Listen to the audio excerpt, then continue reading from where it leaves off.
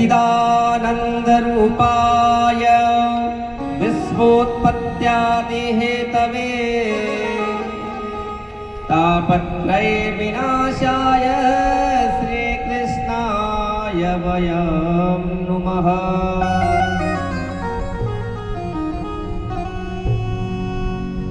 जो सतचित और आनंद के स्वरूप हैं, वही सृष्टि की उत्पत्ति और पालन, संहार के कारण तीनों ताप, दैहिक, दैविक, भौतिक, इन तापों का नाश करने वाले हैं। उन भगवान श्री कृष्ण को हम सभी प्रणाम करते हैं। सुखदेव जी और सूत जी का आगमन जब हुआ, कथा के प्रारंभ में नैमिषारण्य तीर्थ से वहां पर 88,000 सौनक आदि ऋषि मुनि एकत्रित हुए। वे परम विद्वान सूत जी महाराज से 6 प्रश्न पूछते हैं। वो 6 प्रश्न कौन कौन से हैं, उन्हें सुने और अपने जीवन में उतारें। पहला प्रश्न है, मनुष्य के कल्याण का सबसे सुलभ साधन क्या है? दूसरा प्रश्न है, भगवान के अवतारों का क्या प्रयोजन है? सूत जी महाराज कहते हैं, ऋषियों, कलयुग के पापों से मुक्ति पाने का आत्म कल्याण सबसे सरल मार्ग श्रीमद् भागवत महापुराण का श्रवण है, अर्थात श्री भागवत जी को सुनने से सभी तरह के पापों का नाश हो जाता है। बल्कि भगवान श्री कृष्ण और भागवत जी साक्षात मूर्ति हैं।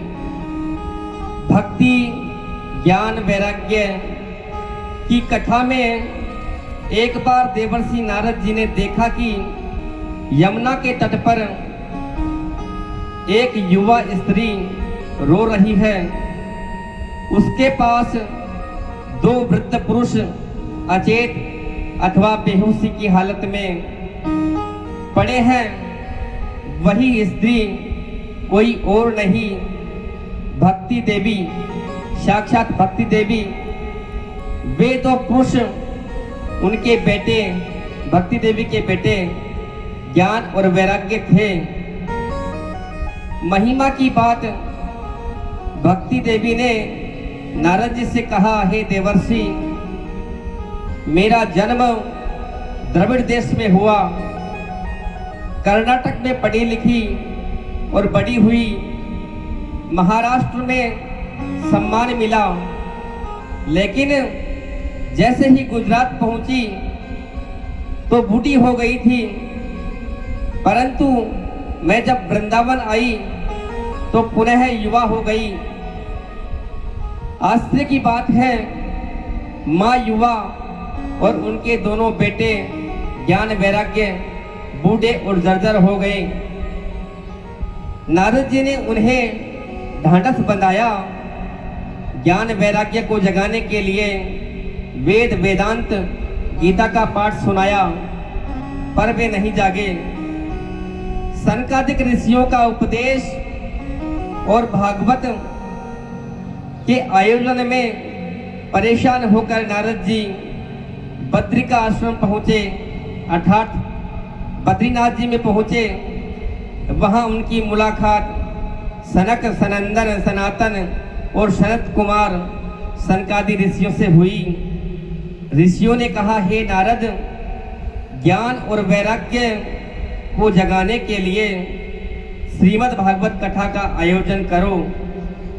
नारद जी के परीक्षित बनने पर सनकादिक ऋषियों ने हरिद्वार के आनंद घाट पर भव्य कथा का आयोजन किया। संगीत और आनंद जैसे ही भागवत कथा शुरू हुई, भक्ति देवी ने अपने दोनों पुत्रों को अर्थात ज्ञान वैराग्य के साथ नाचती हुई नृत्य करती हुई प्रकट हुई। ज्ञान और वैराग्य दोनों पुनः युवा चेतन अवस्था में आ गए। भक्ति नाच रही थी और ज्ञान वैराग्य भी उनके साथ नाच रहे थे।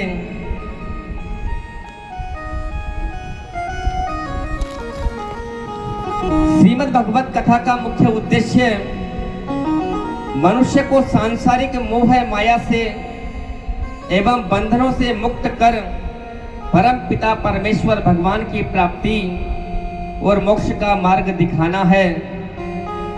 यह कथा हमें सांसारिक जीवन का त्याग करना नहीं, बल्कि संसार में रहकर निष्काम कर्म करते हुए प्रभु से, राधा कृष्ण भगवान से जुड़ना सिखाती है।